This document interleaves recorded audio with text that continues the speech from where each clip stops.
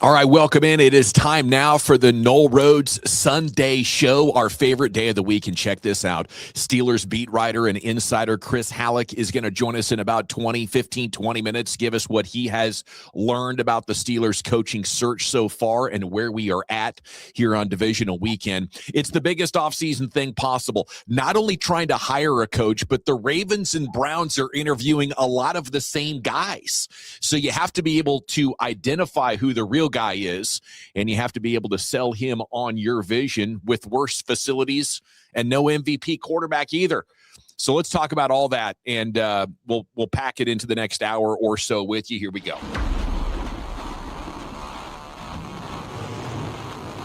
Then to the corner of the end zone. Oh, for a touchdown!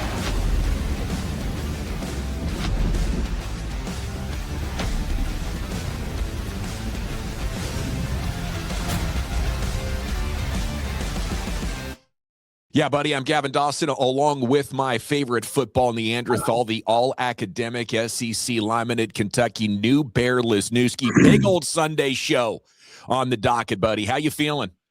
You know, a lot better, but also a little bit worse. I know I told you I had some dental work done. I had to get 2 shots because the first one didn't take to numb it. And I thought the numbing stuff hadn't worn off because I was still having, like, pain of a, like, semi-dislocated jaw nonsense. No, I just bit the shit out of my tongue. So that's where I'm at. Yeah. Well, it's good to see feeling good and looking pretty good here, man. You look no worse for wear. As the dentist office found out, you're a caveman as well. You got to double the dosage if you want to put this man down. Yeah, Julie said I got to get sheared. So I think I'm going to be looking like 12 years old, freaking people out here soon. Okay, I think it is somewhat nervous time around this football team because, you know, Art Rooney II wasn't in the same decision-making capacity. I don't know how much he had to say about Tomlin getting hired or how much credit he should get. And then, you know, Mike Tomlin has consolidated power over the last 20 years. So what's Rooney really capable of? Are his skills sharp for guiding a football team? And Omar Khan, you know, I have no idea. Was he shielded by Mike Tomlin's collective actual football wisdom and able to be a calculator nerd herd guy that was playing his role, and now he's asked to be stepped into a much larger role? Like, I don't want to be sky is falling or hitting the panic button here, but there's so much talk around like, oh yeah, you just find your next coach that's going to be there for 20 years. That's what we're about to do. Not so fast, my friend. That's a very difficult challenge. And the same people that made that happen in the past are not here. Well, you said panic button, panic mode. I'm actually, what I am concerned about is the relatively performative nature of this thing, because how do we get Mike Tomlin? It was a Rooney's gut feeling. And, you know, you could say that and some of the reports about the Rooney rule in and of itself and how Tomlin didn't just fit that mold, but basically put it forward in such a way with his success that, hey, guess what? It doesn't matter, you know, where they come from or how they look.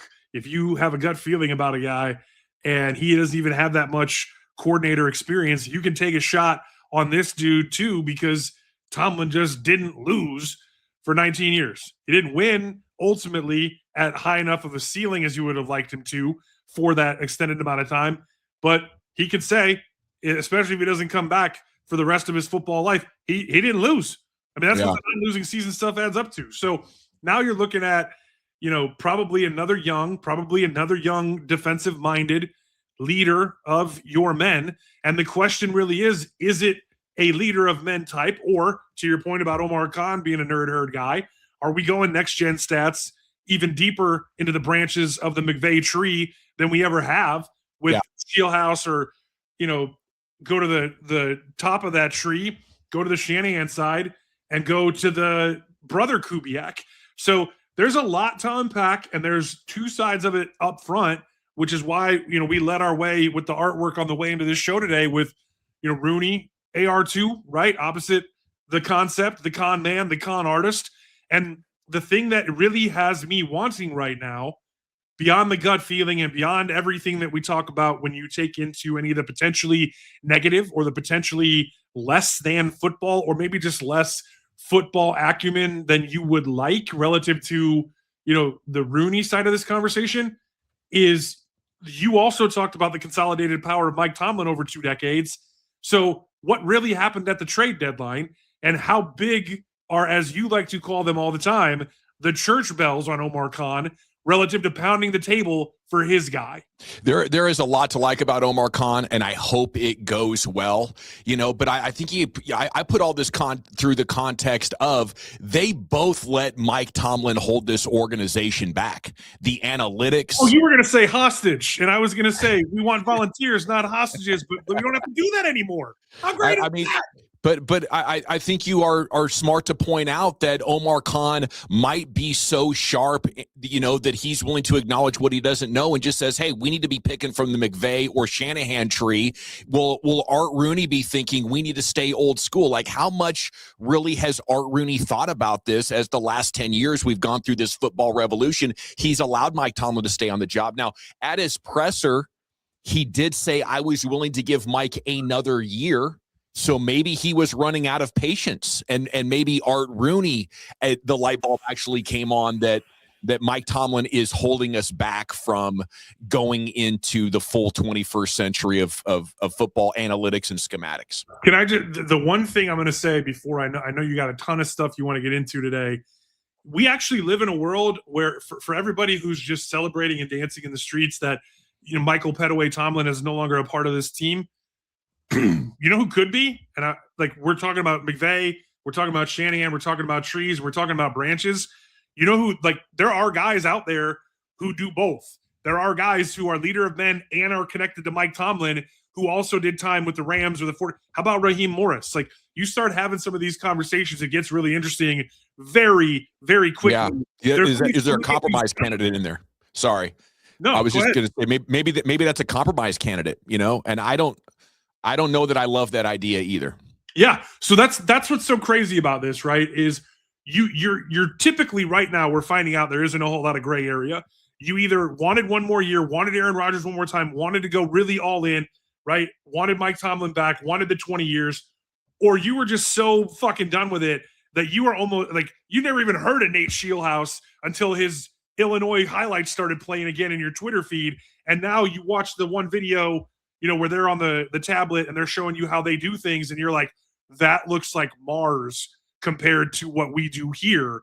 And in between, that's the thing you just can't look past is as they go through this candidate list and as they really flesh this thing out, if we're going to talk about gut feelings at all, it's literally anybody and it can happen at any time. It is. And this thing could go a lot of different ways. And I just don't know. That's the only point. I'm not panicking about it. I don't think these guys are bums or anything, but it is kind of like asking a coordinator to become a head coach or an assistant GM to start answering the phone calls and negotiate the deals. And there's an element of the unknown that could shift this whole story arc of 2 decade Steelers head coaches in a different direction. Okay, other than head coach, quarterback might be more important. Was Belichick good without Brady? No, he wasn't. So you get the right head coach. He could easily fail if you can't find a better quarterback solution. So what I have here for you, New Bear, is here in a few minutes. Is updated quarterback odds. This is the Mike Up Score. Appreciate the content here. Mason Rudolph plus 175. Malik Willis plus 400. Will Howard plus 500. Kyler Murray shares those odds. Right. 700. Ty Simpson at 8. Trinidad Chambliss at 1200. Flacco at 1200. And then Brissett and Cousins at 1500. What's the best bet on this board, New Bear? Will Howard. Maybe if you keep everybody, if you keep TJ, Cam, Ramsey, if literally everyone that can come back is coming back, and you're going to take these draft picks to fill holes because you believe that you're way closer than the football breathing, eating, sleeping, dreaming world believes you are, then you might play Mason Rudolph because that's what you were going to do if you couldn't get Aaron Rodgers to come play for Mike Tomlin and really go all in, win now, not all in, right? That was the designation that we reached to. I think you have to play Will Howard and find out if he can be the guy. That's where I would personally want to be, simply, flatly, and plainly, because Malik Willis is literally going to run himself into trouble. He was already dealing with the hamstring, which is why he could be the backup at the end in Green Bay when Love came back, but he could not have a package of plays, or he's going to get knocked the fuck out. Like, as much as you love him and you love how much he's progressed, he plays a certain style. And not only has he never played a full season, he's never played a full season like that. And he's not going to come in here and not run, and you're not going to not run him. So you're going to end up playing Mason or Will Howard anyway. Just give them all the reps, give them every chance to be successful and get out ahead of that. And I've actually come all the way off the Kyler Murray stance completely, even if you were like, don't go mess around with Cliff Kingsbury at all. Don't go mess around with Malik Willis or, for everything I just said, or Kyler Murray, because it's going to cost you $42.5 million and picks. Yeah. I would not mind seeing what you got in Howard. I wonder if they would look at that like we're punting on the season. We're wasting a season, to use Art Rooney's words. Ty Simpson, very polarizing candidate, the quarterback from Alabama, did not end the season well. Maybe 4 games. Bama stopped running the ball and they stopped protecting him. He really got lit up by Indiana, and he's a smaller guy. Maybe you have injury concerns. Maybe you have taking sack concerns. But after watching him, and we'll obviously be studying the draft quite a bit. Look forward to asking Halicke about this, actually. But I kind of see him as a Brock Purdy or on the low end and Aaron Rodgers on the high end. I mean, he's so good in the pocket. He's good at shifting and sliding to avoid pressure and keeping his eyes downfield at the same time, which is massive for a guy that's only started 1 season. But he spent a lot of time at Bama. And finally got his very, very, very accurate. Like, the ball is going to go on a dot where he wants it to go. He's very decisive. He doesn't hold on to it too long. And you see him use all parts of the field. Like, he's going through his progressions. He's seeing it all. He's not putting his eyes down. He's not panicking. He's not getting happy feet. Like, there is a lot to like about Ty Simpson. I think the comp to Rodgers plays here because of how bad his collegiate record was, that Rodgers slides into the 20s. Same things happened to Ty Simpson. I'm running to the podium and saying, guys, I think there's a better than 50% chance we just got our next quarterback for the decade. Not in the first round. No way. I can't do it. You can't, because here's why. So he's listed at 6'2", 208. You talked about him being small. The Underwear Olympics might be as important for him as anyone who's going to go run and show up and lift weights and go through all the drills. A lot of people sleep on the fact Aaron Rodgers is a lot bigger than you think, a lot sturdier than you think. Aaron Rodgers, NFL Combine, 6'2", 223. He was listed at 225 his whole career, and I always had a hard time, believing that. But if you're around him and dudes like that, if you look at some of there's a lot of muscle on that dude. Let's call them alternative websites. There's some people who like the young man's bottom half, and all kidding aside, like the dude he doesn't have a bubble butt like an offensive lineman. But when you get into some of the nomenclature of breaking down draft picks and the way that grown men talk about other grown men's body parts, like Aaron Rodgers is a really easy guy to talk about liking a lot of structure. I mean, he really is. It's not just like the arm talent that he rolls out of bed with that the football gods, said you're going to be blessed, young man. And he's put together and a lot more so than you think. So this conversation typically only happens with Johnny Manziel, Drew Brees. Do they hit 6 foot? Bryce Young, are they even close to 200 pounds when there were reports of him playing in the 170s at Alabama? So it'll be really interesting to see, what he's made of, literally, height, weight, speed, all those things. But where that comes into play is like the bird bone versus, dinosaur bone, 23andMe type stuff. Like, when you look at Ty Simpson, you see a small quarterback. When you look at how he plays, you talk about the accuracy first, and then you go, does he have enough arm strength? You don't say, damn, that's a nice arm and he's accurate, right? So, like, the conversation, the narrative around him is just set up in a certain way that it doesn't say to me the next Terry Bradshaw, the next Ben Roethlisberger, the next Pittsburgh Steelers Super Bowl winning quarterback. I mean, and like I said, he's polarizing, man. There's a lot to be critical of. Okay, the next story to look at, kind of surreal. We go to Fittipaldo, and this is just a Twitter user quoting him, saying he thinks TJ Watt is frustrated as heck with what went on with the Steelers this year and felt that Watt was defeated in the locker room after some games. Yeah. So is this this is the Bechtold tweet, right? Yeah. Yeah. So he's one of the younger guys over at the Fan. He's at the Fan. Okay. Yeah. And the Fittipaldo stuff, and that's the reason I'm not calling you out to correct you. I'm calling you out because, like, this is one of the things that, like, everyone is talking about. It's the flagship guys. It's the guys who hate the Steelers and hate TJ. Like, Mark Madden literally says TJ Watt's a loser because he hasn't won a playoff game. Like you were talking about polarizing people. It ain't just Tyson. It ain't just young, struggling Alabama quarterbacks. And please let me say that Kalen DeBoer is a fucking idiot and Nick Saban is rolling over on the ESPN Game Day set. You want to be the guy who replaces the guy, and Alabama's about to figure out who that is a lot sooner than y'all think. They're turning into a JUCO in the portal, and that hurt Ty Simpson probably as much as anything I see, whether he's, a bubble butt or not. And when you bring that back to TJ Watt, it's fascinating because you're talking about future gold jacket, DPOY, you're talking about all these different statistical measurements of excellence, and there are literally dudes in this city who can put one of these in front of their mouth and call him a loser. And now you're talking about going to the other side of that and talking about him being a one helmet guy, talking about him being the heart and soul of this franchise, and how do we get him back? Because he's still got so much good football left in him, right? Yeah. I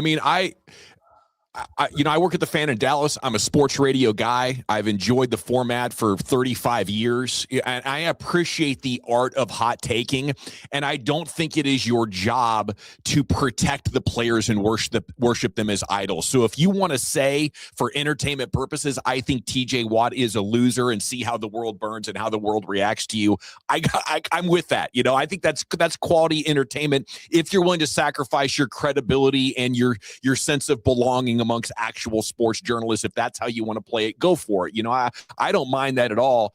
I just wonder about, because Fittipaldo is not that, is he? Fittipaldo is more of a journalist. So for me, I wonder how many other media members in there would echo that, because I think that kind of jives with what TJ Watt said at the end of the season, where he was like, don't ask me, I haven't had the answers for a long time around here. So how is TJ Watt looking at his decline? Some superstars, they cannot stand it when they start to suck. So some superstars say, I don't want to play this game anymore if I'm not way up here. And is TJ Watt thinking like that? Or, most likely it is end of year, end of loss depression because it's getting old. Yeah, that's the much more likely explanation for why a guy would be down. As much as a fresh voice, a new face, a battleship commander, one might say, being at the head of the Steelers ship on the Three Rivers is going to be good for the fan base. It's going to be good for Steelers Nation. It's going to be fucking great for TJ Watt. It's going to be great for basically everybody except Cam Heyward, right? Because Cam Heyward is the one dude that you don't have any questions about. He does what he does. He plays where he plays. Everyone else needs to move out of town, move around on Sunday, or some combination of those two things where, you're trying to figure out how you reinvigorate dudes that still have a ton of juice. And there's meat on the TJ Watt bone. He had a down year. And you could say he had 2. He only had 11.5 sacks the year before. Like, when we start talking about what we talked about at the beginning of this season about teams running away from him and those crazy, crazy next-gen stats printouts where it's literally left. What does he play? Left defensive end. What does that mean? They're running away from him. Now, that narrative changes when you start playing street free agents and he doesn't get home. That narrative disappears completely when you get punctured in the lung by one of your own, and all of a sudden you're persona non grata, and then you come back and get dunked on again. And now the conversation, you're probably lucky, isn't about your decline. It's about whether or not you're a little bit sad. And we should think about all this change giving everyone who's a part of the conversation no choice but to be put on notice, put in their best effort, and answer the bell that TJ Watt rang, which was, we're all going to have to take a hard look in the mirror. This does often happen to edges who are in their early 30s, where they have a down year and they're like, crap, I got to work on stuff. I got to come back stronger. And they do bounce back. There is a track record of great edges bouncing back. He's a guy, TJ is a guy who said Herbig has more in his bag than I do. And Herbig was kind of bashful about it at first, but then you've seen dude's haircut. It wasn't going to take him long to take that compliment and let that confidence roll. And now we know that on the small sample size, he's literally the best win rate guy and potentially breakout candidate coming for people's jobs. Because now all of a sudden, you're not talking about just Highsmith being a guy you might move at the deadline. Now TJ Watt might potentially be a guy that you're on the phones with for, Detroit or any other team who thinks they're one player away from SPXLI. If you are going into a rebuild, if your next head coach says TJ Watt is washed up and we need to move on from it, you have to do it this summer before more football happens. 2 years and what, $70 million or something left guaranteed on that contract. If they do agree, with that sentiment, the time to do it would be now. Okay, we have more content here, in audio of people talking about candidates to get to. But before we get there, our Sunday show special guest is now in the green room, New Bear. So without further delay, here we go. All right, joining us now on the Noll Road from DK Pittsburgh, Chris Halicke, after another terrific season of coverage from you, sir. Thank you so much for joining us on the show. Oh, thanks for having me, guys. I appreciate it. Man, so let's just jump right into it. Is there a favorite emerging for head coach yet in your mind? I don't know if there's a favorite. The Steelers, the way that they kind of do business, they like to keep things kind of close to the vest on. Like they're not going to show their cards. I don't think they've even announced that they've interviewed coaches when they have.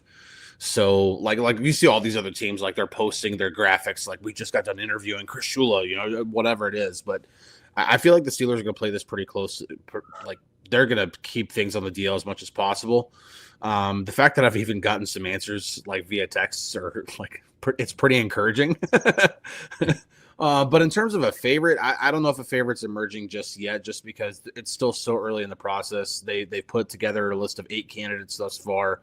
I expect that list to grow, probably not much more, maybe 3 or 4 more names. But I don't know if there's going to be a favorite just yet. The overwhelming majority of the candidates are defensive guys, but I think that's more indicative of the market than the fact that, it's the Steelers, so they have to hire a defensive coach. I think they value that to an extent, but when you look at the market, you look at Jesse Minter and Chris Shula and some of the guys that are out there, it's more of it's a little bit more robust on the defensive side of the ball in this particular hiring cycle, but I have a hard time putting an actual favorite right now. Chris, I'll tell you that I've gone pretty deep on Shula. I'm pounding the table. If we were in the room right now, that the story and then the connective tissue and the stats and everything that goes into that. As you go through the process, how do you kind of either remain removed from it and say, "Hey, I just want to be happy that this Tomlin thing happened. We should be grateful. It's going to be changed. There's going to be a lot of good that comes with that, regardless of who it is," versus this is my guy, hire this guy. I'm going to be pissed if they don't hire this guy. Well, I think the one thing that the Steelers need to do more than anything, whether it's Chris Shula or Nate Scheelhaus or Jeff Hafley, whoever it is, they need to get this hire right. And they need to get it right, not just in terms of a guy who's a great leader. But I was thinking about this morning. The Steelers are a franchise that's probably been they're the marquee for defense, the steel curtain in the 70s, and when they won in the 2000s, they did it with great defense, particularly in 2008. But also all 6 of those Super Bowl trophies came whenever they had their 2 franchise quarterbacks, and Terry Bradshaw and Ben Roethlisberger. You got to have a quarterback.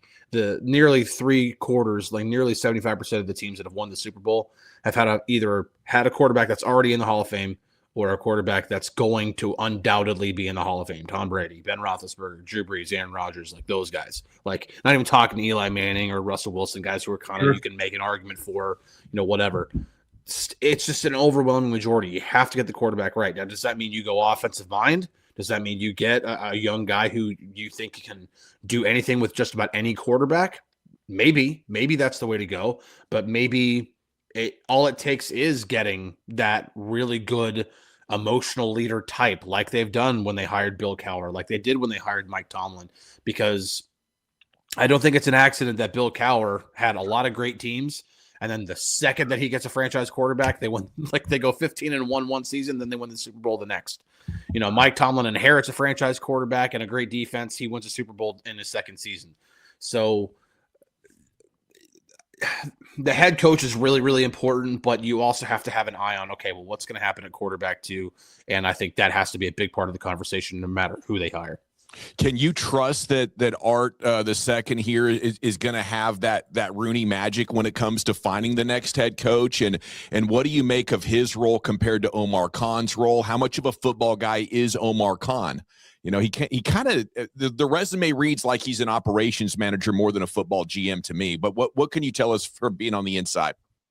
Yeah, I mean, Rooney's been part of he was part of the process to hire Mike Tomlin. So that I think by all accounts, I understand the last 9 years not having a playoff win. That's what fans are remembering right now. But I think on the whole, when you look at 19 years and everything he accomplished, that's a slam dunk hire. Like he's going to go to the Hall of Fame.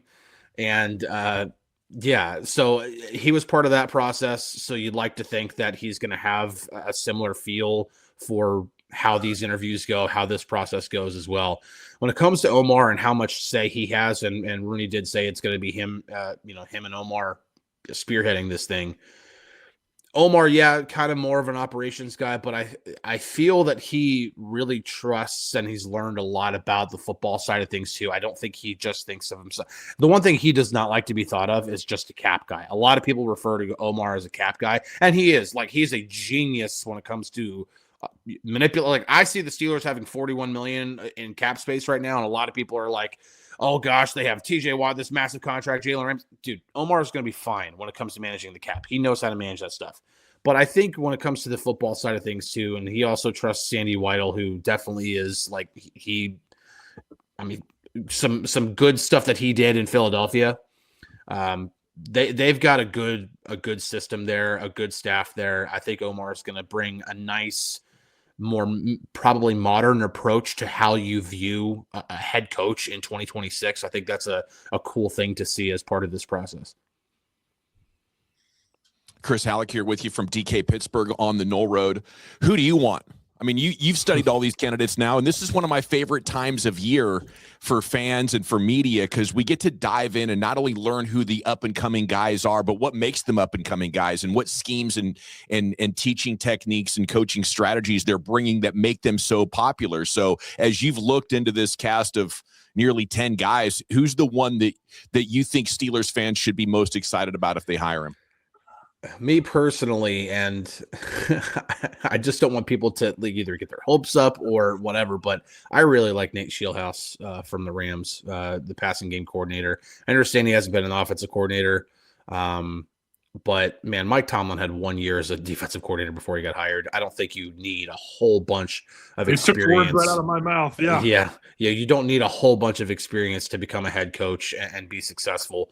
In terms of like being a coordinator or having previous experience as a head coach. Listen, I have a lot of respect for Sean McVay. I think he's the best coach in football right now. I think he's the greatest offensive mind in football right now. And when you look at the coaches that he's pumped out, you look at Zach Taylor, and I understand he gets a lot of heat because Cincinnati. He got that team to a Super Bowl with like a terrible offensive line. Tape and Band-Aids. Yeah, I mean, seriously. Like, I think Zach Taylor is a good coach, and I think if he just had even a mediocre defense, I think the Bengals would be a team to contend with just about every single season. Kevin O'Connell, a really good coach. Liam Cohen had a great first year in Jacksonville. Nate is 35 years old. He got a really good reputation for what he did at Iowa State. And he has 2 years of learning under McVay.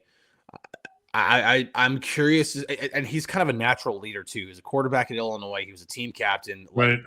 I feel like he would meet the leadership role, like the leadership portion of it, but then also have like the modern offensive approach to the game.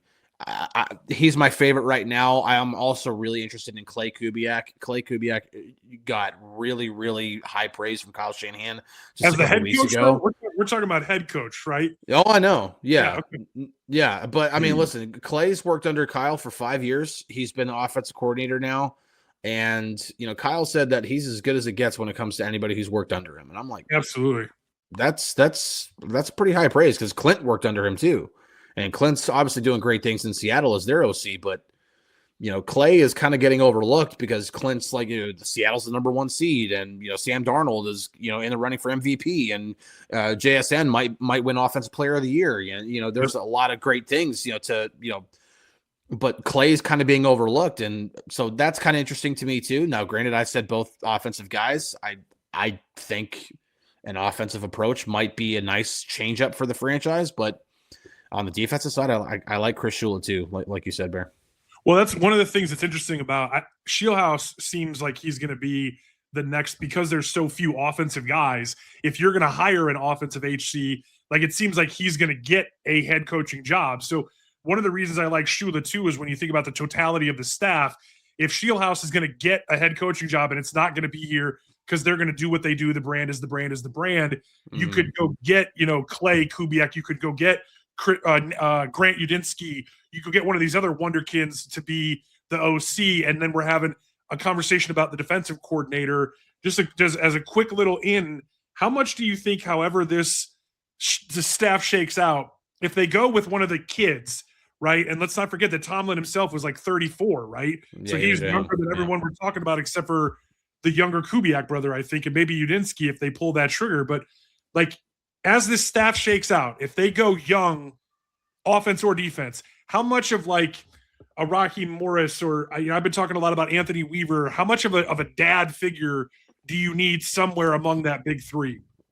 Well, I think, when you look at like Bill Cowher in his early years and you look at Mike Tomlin in his early years, like Mike Tomlin had Dick LeBeau, and that helped a lot when it comes. I mean, obviously Tomlin's a defensive guy, but Dick LeBeau is probably one of the greatest defensive coordinators. Right, and he had failed as a head coach and said, "Hey, let me just be this DC," right?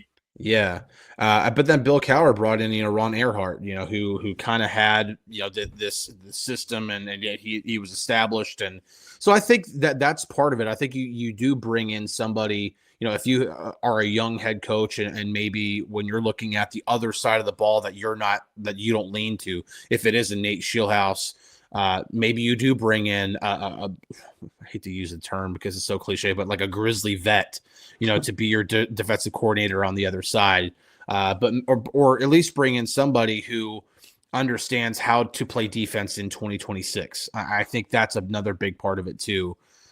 Is we've seen some like big problem with the Steelers down the stretch. The last few years has just been everything's just been a little outdated. The offense has been lagging behind a couple of years. The defense has had just some schematics that are just a little outdated. Get a more modern approach. Now, not saying that you can't have an older coach bring a more modern approach. I mean, we've seen Spagnuolo do some great things in Kansas City. We've seen Schwartz do phenomenal things with Cleveland. Not helps to have Myles Garrett, but they have a really good defense. It's not just one guy. So yeah, you could bring in like you said, like a father figure type or a veteran coach to be a coordinator on another side, just so you have some semblance of it's not just all young guys on the staff. Hey, just a quick little build on that, and I really mean I just kind of want your gut reaction. This could be as simple as a yes, no. But, this kind of got swept under the rug last offseason, the Kyle Juszczyk. We can't talk about Clay Kubiak without talking about all these Swiss Army knife guys that he's got out in San Francisco. And, yeah, they have McCaffrey, just like you were talking about Myles Garrett on the defensive side in Cleveland. But everyone else has been hurt. I mean, literally everyone else. That's one of the things you got to love about Clay Kubiak and what he's doing with that offense and the Shanahan system. So I was just thinking about Kyle Juszczyk as you were talking, because he gets on a plane, he comes to Pittsburgh.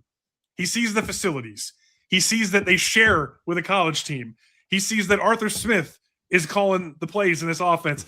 And he doesn't see himself getting the ball and them forcing him the ball like they tried to with Jonnu Smith.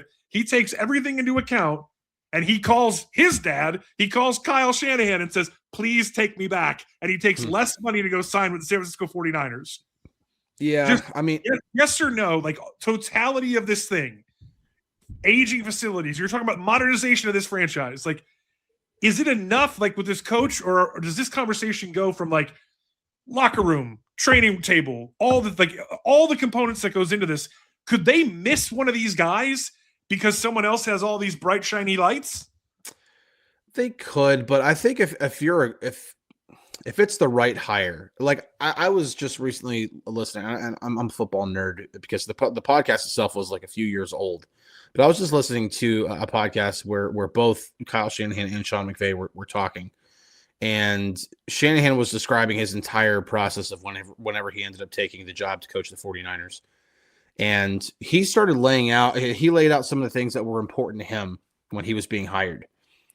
The quality of the facilities wasn't, I'm not saying that wasn't important to him, but stuff that was important to him was more, what can I do to execute my vision for the team, for what we need to do to accomplish, to get wins, to win Super Bowls. Like that, I think is what's important. I think about, I'm veering a little bit into, like movie stuff, but I think about like the movie Miracle when Herb Brooks is hired to be the U.S. coach in the movie, and he does all these things that would be like against like what the board wants to do. He's like, listen, you hired me to do a job. I'm trying to do it. And it's about getting wins. It's about like producing on the field.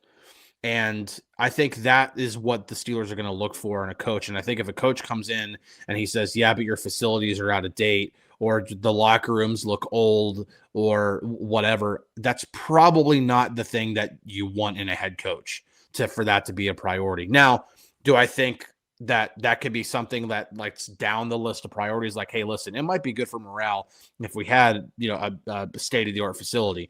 Now, that might be coming no matter what, because that lease doesn't last forever on the South Side. Right. So, yeah, I think that's going to eventually be addressed at some point, and probably under this new head coach at some point, because that's not far down the road. But I think that whoever it is, like the facilities and stuff like that, I think like I don't think that's going to weigh much. And if it does, like if a coach comes in and says like that's important to him, that's probably going to tell like Art and Omar like this isn't the guy. Yeah, red flag from the old man. Yeah. Yeah. Terrific stuff, gentlemen. Just turning the page to other things in the Steelers offseason outlook beyond the coaching staff. You mentioned quarterback. How much roster turnover could we get? Art Rooney left that kind of up in the air at the end of that presser midweek. Aaron Rodgers almost guaranteed out. Could other like future Hall of Fame players also be moving on from the Steelers organization? Well, the Steelers could easily move on from Jalen Ramsey because he has no guaranteed money left on his contract. Like he's due for a $19.5 million cap hit, and none of that's guaranteed. They would clear $19.5 million in cap space immediately just by saying, "Hey, thanks for your year here. Best of luck in your future endeavors." Like that, I have a hard time seeing like him staying unless like the new coach comes in and he's just like, listen, that is a rock star slot corner that I'm willing to pay too much money because I like with what we're going to do, I believe that he's going to be, Jalen Petrie, whatever, like what he does for Houston, whatever it is. Now, again, that's $19.5 million is a lot of money for a player like that. But I'm just saying, like, I do expect there to be some roster turnover. They have, a good amount of cap space. Like I said, nearly $42 million in cap space, according to overthecap.com right now. That's not counting, like I said, possibly cutting ties with Jalen Ramsey. Do you possibly entertain the idea of trading TJ Watt? I'm not there yet. I want to see who the new coach is first. I want to see who the coach is, what they, what their vision is for the team. The roster itself is we're kind of waiting in limbo to see who the coach is, and then we'll see what they're going to do from there. But I do expect, just when you don't have that quarterback and you're coming off seasons in which you continuously either don't make the playoffs or you make the playoffs and lose in the first round and it's just kind of stale and stagnated, the roster is going to keep changing. And so that I believe is just part of it. So yeah, I think we're going to see a different team in 2026 no matter what. If Chris Halicke is the next head coach of the Pittsburgh Steelers. Oh, you don't want me there. But if you're first order of business, we're talking about guys potentially being traded, cut, moved on from. Are you going and knocking on Cam Heyward's door and saying, "Is my first order of business you get your butt back in the seat one more time and do this with me," or are you good if he retires? Oh, if I can get him to play again, I'm getting him to play again. It's not the fact that he's this great leader in the locker room, or the dude is like, he's like, he made second team all pro at his age. Like, he's playing phenomenal football. He continues to play phenomenal football. It's not like you can say, oh, he had a really good season for his age. No, he just had a really, really good season regardless. Like, there's no qualifier. He just had a great year. and if he he continues to had play like great 1.5 football. more counting sacks, he probably would have been All Pro 1. It literally came down to the counting stats. I voted I did my PFWA ballot and I voted All NFL, and he was one of my 2 defensive tackles. Like, I'm sorry, like he played more snaps than any defensive tackle in football. And he did what he did. He played the way he did. It just like at his age, it's ridiculous. So no, I'm keeping him. If he wants to keep playing, I'm keeping him. That's a no-brainer. It's amazing to see graybeards get that done. You know what I'm talking about, New Bear. It's just huge stuff. Where are you on Ty Simpson? Is that something you'd be interested in at 18? Nah, not in the first round.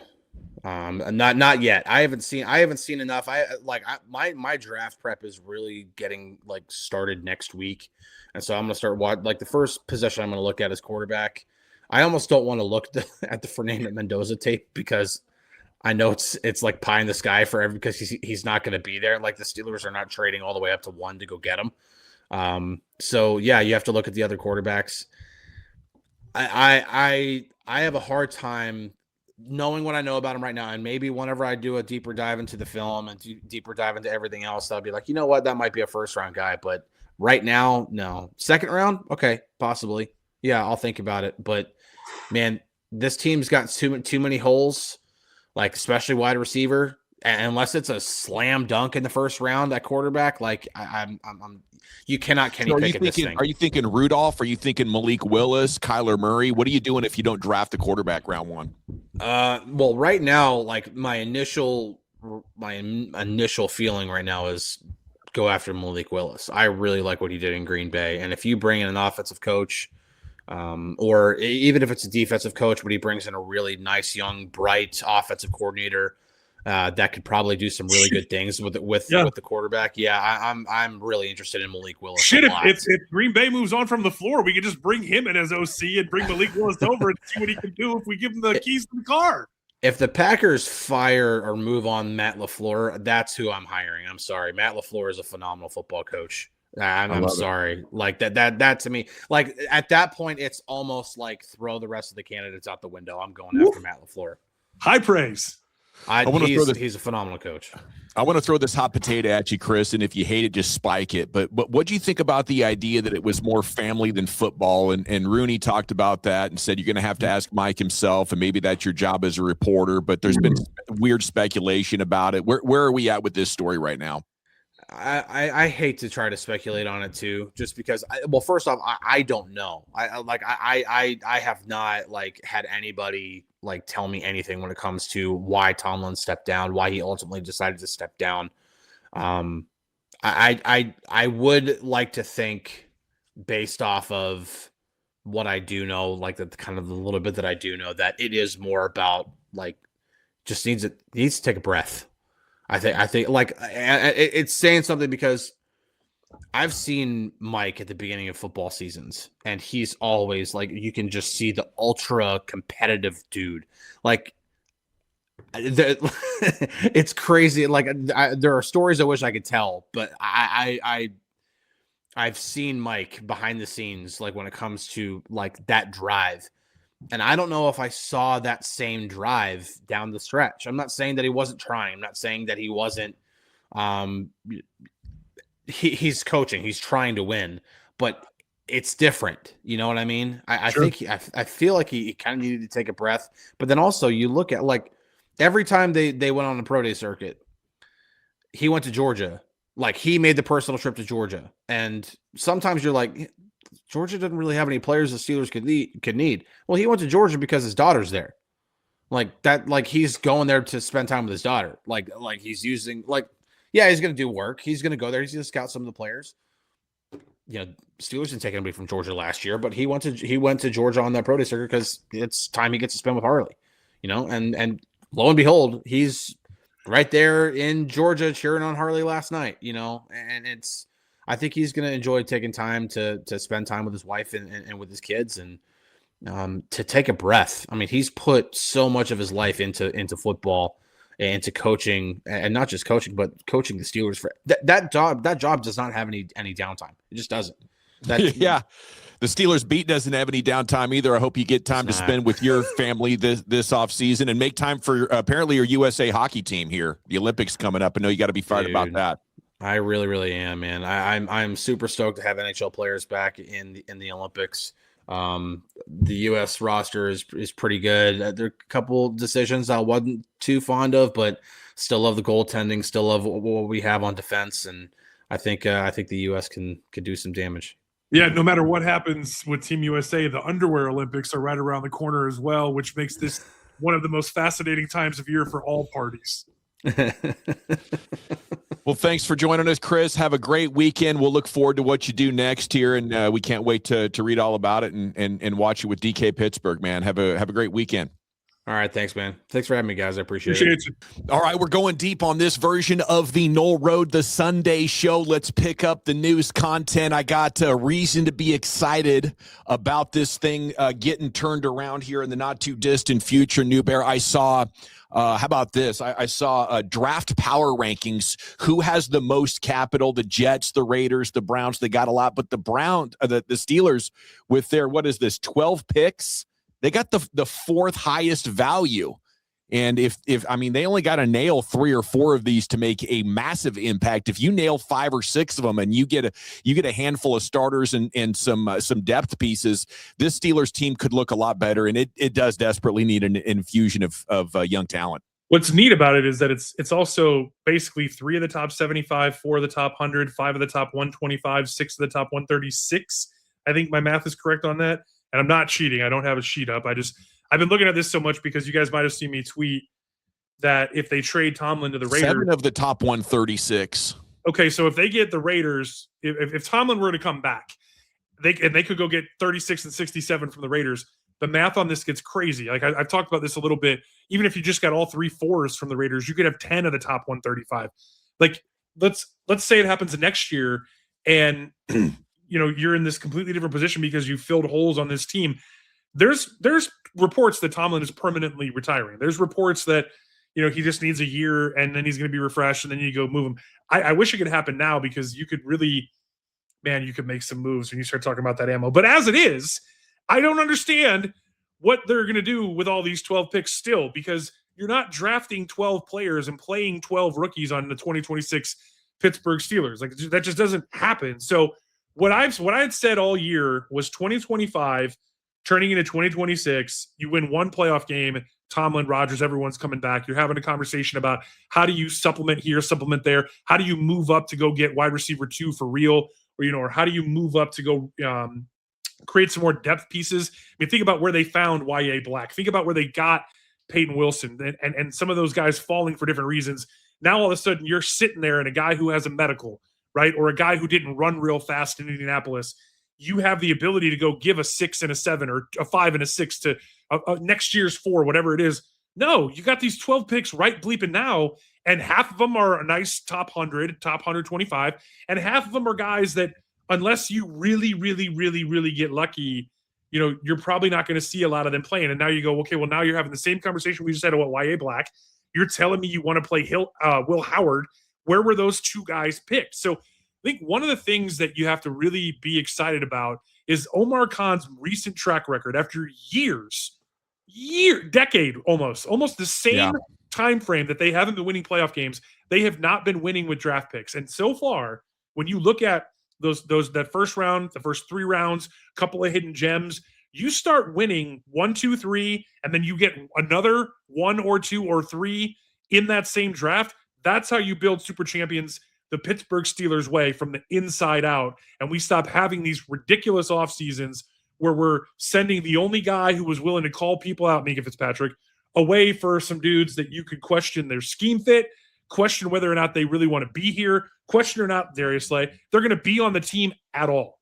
Yeah, I mean, you're right. There are a number of very positive trending players that they've drafted recently. Peyton Wilson, Y.A. Black, the right side of the offensive line and your center, Derek Harmon, Joey Porter Jr. Like, things are starting to turn around after the Herbig. Yeah, Herbig. Then Armin!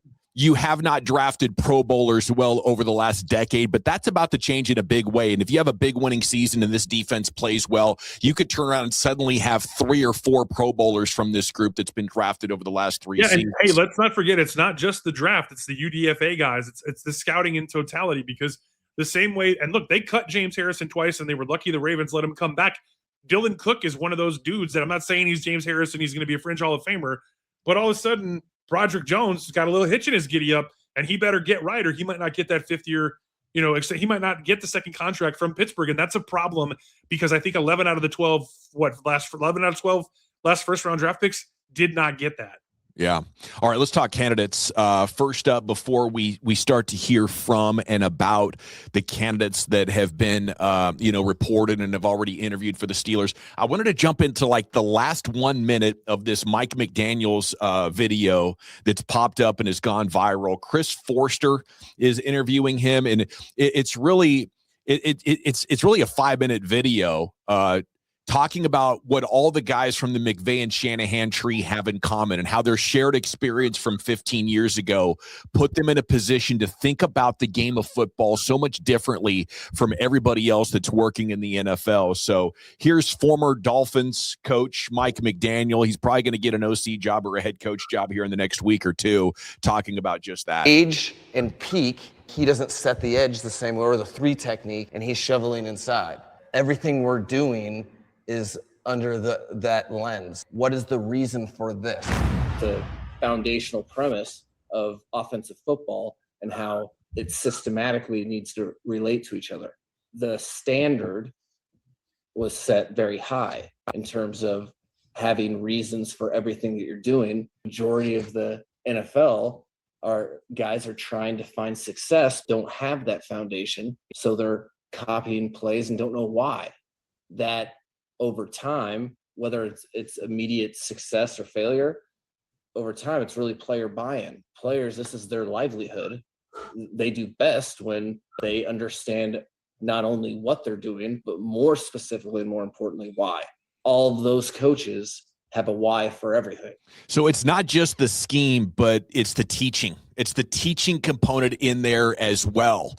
And the expansion of your mind to think, I'm not just figuring out my job and what I'm going to do, but the whys of it and how all of that stuff comes together. And if you have a coach that embraces this mindset, it's not a golden ticket to success. Yeah. It's just a golden ticket that if you can get the right players, you are going to maximize them. Have you heard of synesthesia? You know what synesthesia is?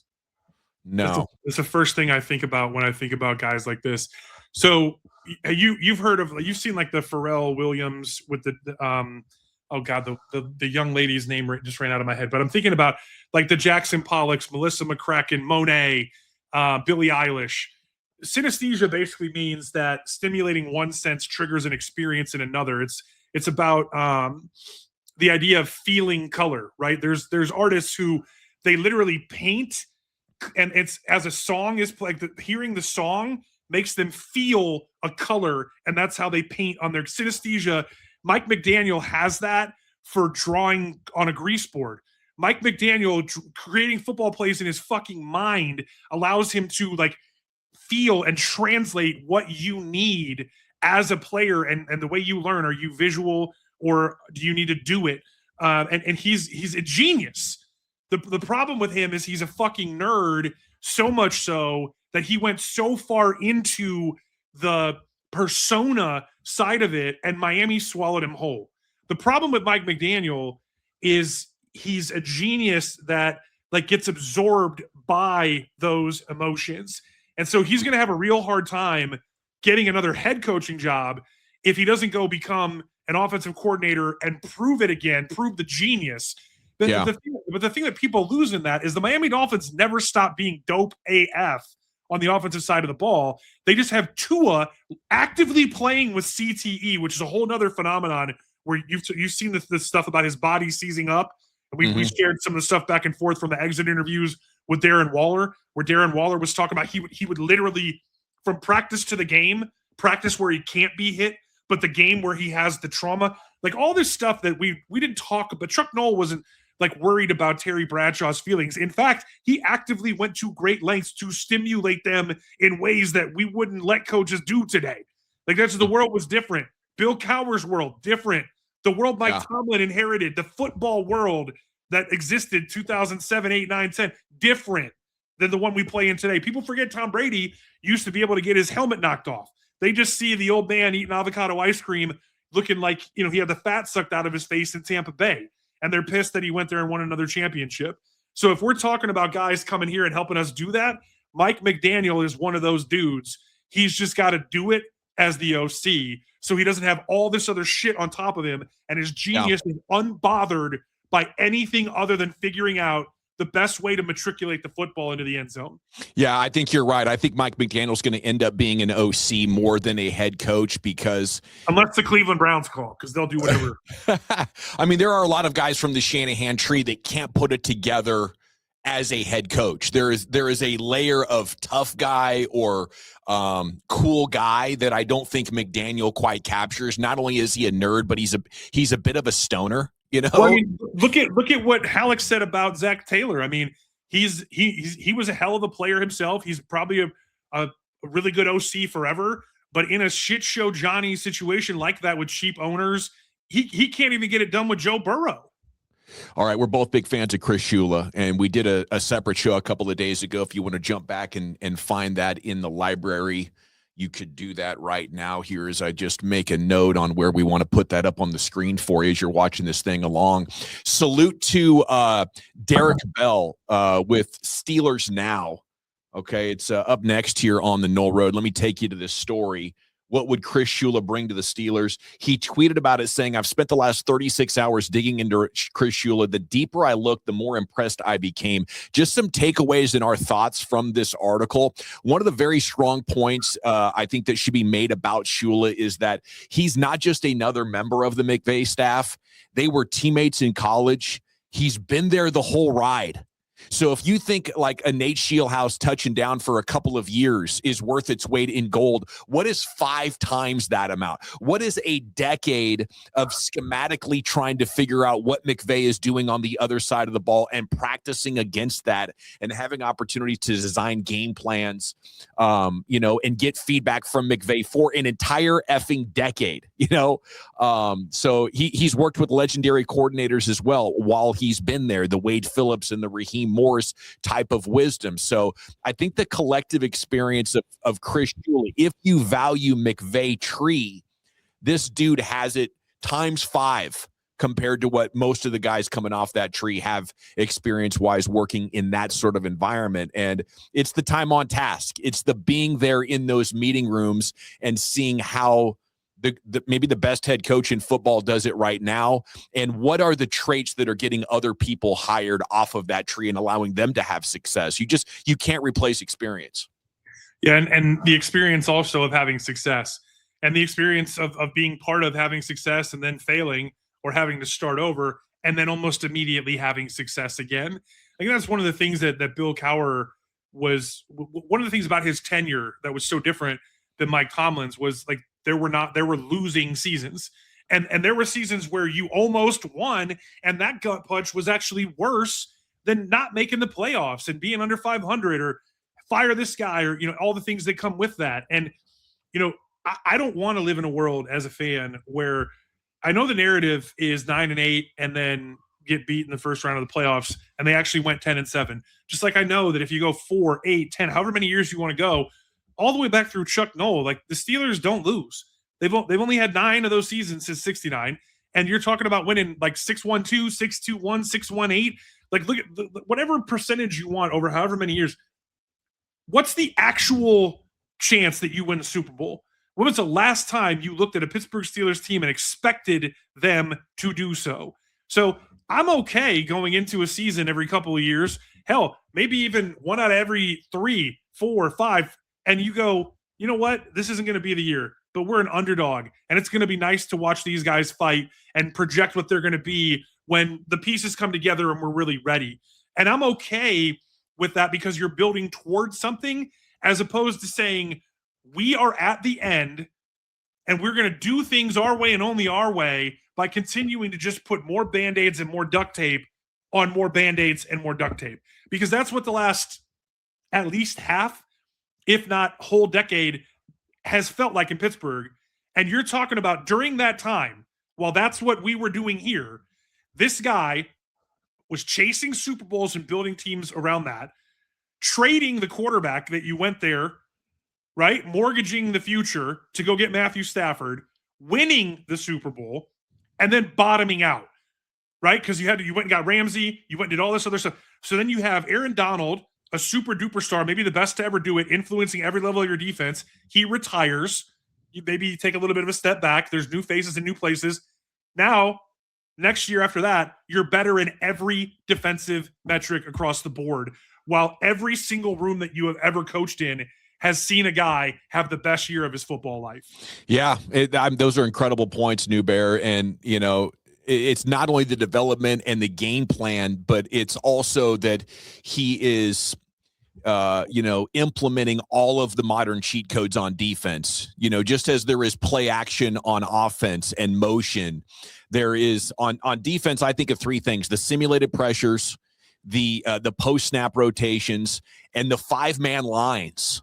These teams that are stuck in what's that? Remember the 6-1 that got them? Remember when Belichick got the 6-1? So yeah, for sure. And then another thing I hope he has learned from being there, and this is something that the Rooneys, I believe need to understand, because you had an opportunity this year. You really had an opportunity. You could have backloaded more contracts, brought in wide receiver help, and actually given Mike Tomlin a great chance. With all these draft picks, you could have made so many more trades. They kind of compromised, and they were in the middle. They half-stepped. Les Snead, when he's close, the famous quote is F them picks. That's what I'm hoping Shula brings as well. You can do a great job drafting. You can do a great job coaching them up and having the best game plan. But when you're close, go add an all-pro player. Go get a Jalen Ramsey or an Ndamukong Suh or Odell Beckham Jr. Go out of your way to bring in great players when you are close. And then when that window pops, hopefully after a Super Bowl appearance or a Super Bowl championship, then you trade away your players and recoup those draft picks, and that's something Les Snead has been amazing at. Would you like some mic'd up Chris Shula, broski? Oh, absolutely. Okay, here we go. Here's Chris Shula coaching. The big dog. What's up, Mo? How you doing, man? Where are you? Good. Great day. Ready to go, big dog? Ready to go, man? Ready, man. Go. Ready to go. Feels like we're ready to go. And ready, man? Go. Ready to go, big fella? Same thing you've always done. He's getting everybody ready. I need a measuring tape, because his player profile was 5'11", 219. I know McVay has those dudes on treadmills so they stay fit. But I mean, my wife says I'm not allowed to say I'm 6 feet tall anymore, because she's 6'2", flat-footed, and I'm only allowed to say I'm 5'11" and 9/10. And I want to know if I'm taller than Chris Shula. I don't know. A little bit. They definitely know their way to the weight room of that Rams team, don't they? Amen. Amen. The thing I like about him too is, I was just thinking about this. You go, okay, Kenny Pickett, because I was about to say, look, man, if let's say Chris Shula came here and he loved Ty Simpson, and they went Colin Cowherd batshit crazy and gave up picks to go get him because he's literally Brock Purdy 2.0, or whatever story you need to tell to get there. Then what you're saying is you believe in everything else on the rest of this team, and that they're going to go solve all those things, and they're going to put their best foot, all chips in, kind of thing, right?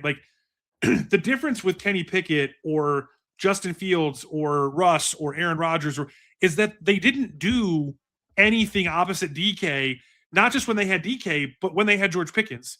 Right. And then they let Pickens go for what they would have gotten for him anyway, et cetera, at all. There were all these conversations where you could just go as the average wound up fan who wasn't a salary cap nerd, right? Who wasn't a GM, picking nits and rabbit holing on Reddit, just paying attention to the facts of the case that are objective and undisputed. They did what? Or they're not doing what? And the difference on the other side of that way of thinking is, you might disagree with it. You might not like what happens, but you're going to understand that they have done everything they can to put themselves in a very specific position. And we didn't get that with Rodgers, with Thielen and MVS and all this. And John, there was never clarity in, like, they really thought that that's what was going to get it done. Well, we're going to figure it out over the course of 18 weeks. We're going to be playing our best ball in December. And then once you get in, everybody has a chance. And our guys need to make more plays than their guys. Not only did that get stale, it just didn't make any sense anymore. It didn't. Okay, next candidate here to talk about. Jesse Minter should probably be getting equal amount of excitement. I mean, this dude's resume is incredible. Here is Derwin James endorsing him as a future head coach. You feel like Minter would make a good head coach? Yeah. He'll make whatever you want to be. Yeah. Why is that? Because he's that guy. He's that leader, alpha. Man, he's not looking on. He's alpha, man. The guys play hard for him, man. And I just feel like he's just that dude, man. Every day you know what you're going to get with him. You know, he's consistent, man. Are you worried that I ain't worried about that right now, man. We locked in right now. We're going to keep going. Hopefully, man, he ain't going nowhere. Need that. I mean, that's quite an endorsement, but just looking at his track record, he's one of the few guys that's gone from college to the NFL and just proven without a shadow of a doubt, I'm going to make our defense significantly better. The Chargers were a dumpster fire on defense before he and Harbaugh arrived. And, you know, if you can do that, I imagine you're ready for a head coaching job. And, you know, one of the things I love about this conversation is, and it gets lost a little bit because the name isn't as big and it wasn't as successful.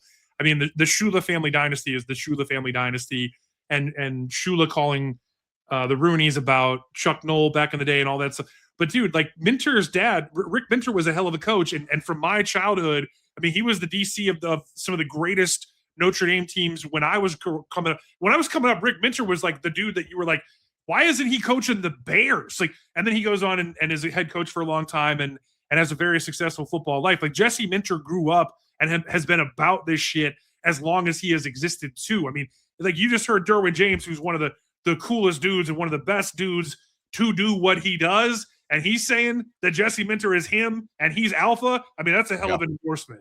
Yeah, you could find ways to get excited about all these guys. I would say initial impressions of the candidates they have brought in, exceptional, you know, and that's reason to believe that Rooney and Khan are at least on the right path. Now it comes down to whittling that thing down and convincing that guy to come take your job. Where's Clay Kubiak fit in this? Here's Kyle Shanahan talking about his OC. Doing the exact same thing since 23. Clay does not get enough recognition. Clay is it's nothing against anyone else, but is as good as anyone I've had and is responsible for just as much, if not more, of the game plan than myself. So Clay's a stud. Hell of a job. He got credit for that trick play with Juwan Jennings throwing the touchdown pass last week. Did you know that he was a high school quarterback, Juwan Jennings? Did you know that, I mean, like when you go through the machinations of these things, like, and you hear Kyle Shanahan say he's a hell of, and that was a hell of a suggestion. Like, think about something in the heat of the moment where you are looking for something to break this game open and you got to get in the end zone. And it's Clay Kubiak, who's the dude telling Kyle Shanahan, we should think about running this. And Kyle Shanahan's response in that moment is, that's a hell of a call. And then, you know, you go out and you get the damn thing done. Like, there's a lot, and you know who his brother is, and you know who his dad is, right? The Kubiak family tree has won Super Bowls. The Kubiak family tree is driving multiple teams towards Super Bowls now. So it's like, what's now? What's next? Where did that stuff come from? This is another dude who puts every part of it in front of you and in front of the Steelers to have to make, frankly, a really tough decision. All right. Thanks again to you, brother, for joining me on this Noll Road. This offseason is looking so exciting. Enjoy your divisional weekend. Jump in the comments, please. Tell us, who do you want as far as these coaching candidates go? And what do you think of our Sunday show, hour plus format with a guest? We're going to load up all the relevant news items and headlines and react to it and give you Can I give you as well. Can I give you a going away thought? Because I wanted to, like, you got to fact check yourself and make sure you're not just hyperbole and getting excited. But, you know, Juwan Jennings coming out was ranked higher as a quarterback than Joe Burrow, Lamar Jackson, Sam Darnold. Like, yeah. Context matters, right? Like, because you're going to go somewhere and things are going to change. For Juwan Jennings, that meant becoming a receiver, and that was how he was going to eat, and his family was going to get generational wealth. And now he's out there throwing touchdowns in playoff games. And, like, I think it's a cheat code. The Cowboys should have never let Cedric Wilson go. He goes to Miami. He's lost, but there was a short period of time, 2 seasons, where Kellen Moore knew how to use that former quarterback wide receiver. And Jennings didn't intentionally throw the bad ball because he believed in himself and said, I'm going to lead this dude. I'm going to throw a beautiful pass and ask him to make a great catch. Let him. And it was a hell of a play. But I think there is gold to be harvested out there with these skill players that can throw the ball. A lot more deception and big plays are there in the making, as long as your coaches are willing to believe in your dudes. Yeah, and I know that you and I, we're both fired up. We're both having a day. Halicke just gets you wound up in a special kind of way. He's an awesome dude to talk to. And like everything that you think about in this offseason just makes you think about something else. And yeah, I'm just really excited to keep hopping back in here, keep talking to Steelers Nation, and really appreciate y'all talking to us, because we try to get in there and comment on just about everything that comes back to us, and then it turns into things that inform the next show. So if y'all want to hear something, let us know. Yeah, and if you like the video, please subscribe, maybe even consider hitting the bell button. Till then, we'll see you here on the Noll Road.